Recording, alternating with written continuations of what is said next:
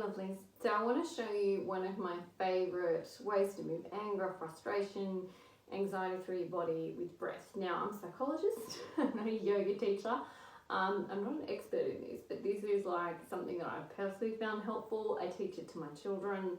It's going to serve you really well in lots of different situations. So what you're going to do first is stand. Now you can't see my feet, but you're kind of making a bit of a solid triangle kind of shape with your legs. So you want to stand with your feet like firmly planted in the ground, sturdy, so that as if someone came up behind you and tried to knock your shoulder, they wouldn't be able to move you. You would be able to withstand that. So you might start practicing with like a power pose, which is good for women to practice anyway. So just hands on your hips, chest out, just breathing normally until you kind of find your center.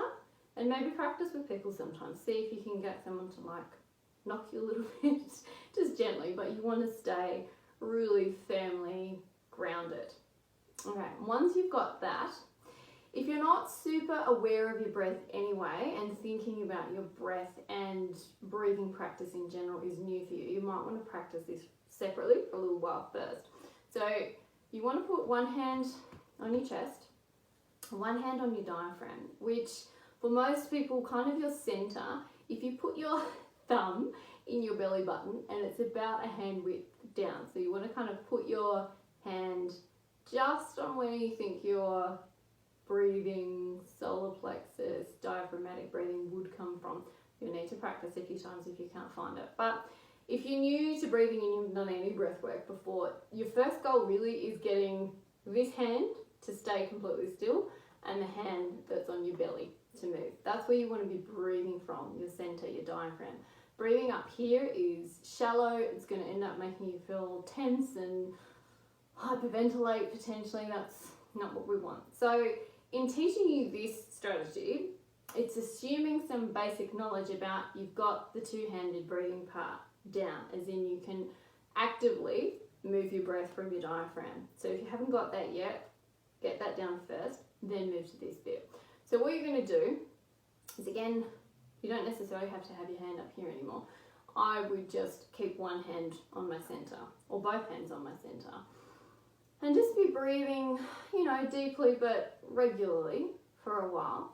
And what you're going to do is almost like move the energy up, so your anxiety, your frustration, whatever it is that you're struggling with, that pent-up energy that needs to go somewhere, and you're imagining it pulling up from your feet, and you're sort of trying to gather it, right, in your center. And then what you're going to do is use your voice and your breath to kind of push it out.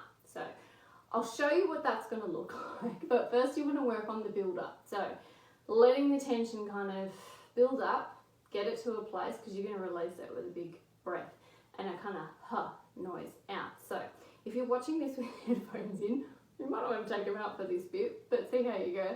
So what you're going to do is imagine the thing that's pissing you off, the thing that you want to release, whatever it might be, getting centered, making sure you're nice and stable. Big breath in through your nose, not a big hyperventilation breath through your mouth, a big long slow breath, as if you're kind of drawing it up your body. So you're thinking about it like this upward movement, and then we're going to go out. So breathing up.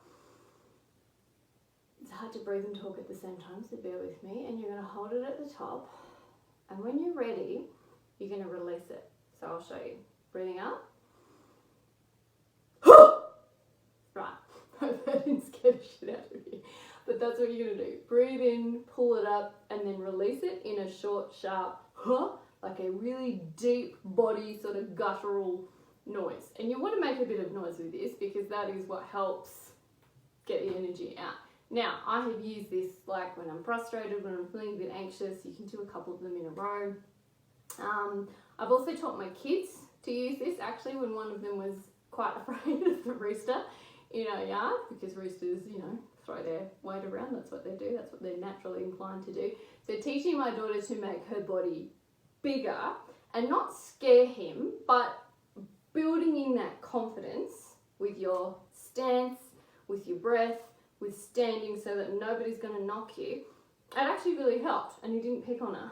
You didn't hear as much. And she's like, my daughters are 4 and 2, and they've used that for their like, okay, I need to like do some big confident breaths. I need to get my body and my mind and everything centered, feeling grounded and powerful. So it's a good one to use, and you can teach your kids to use it. You can teach anyone to use it. It's super, super, super helpful. So hopefully that helped you.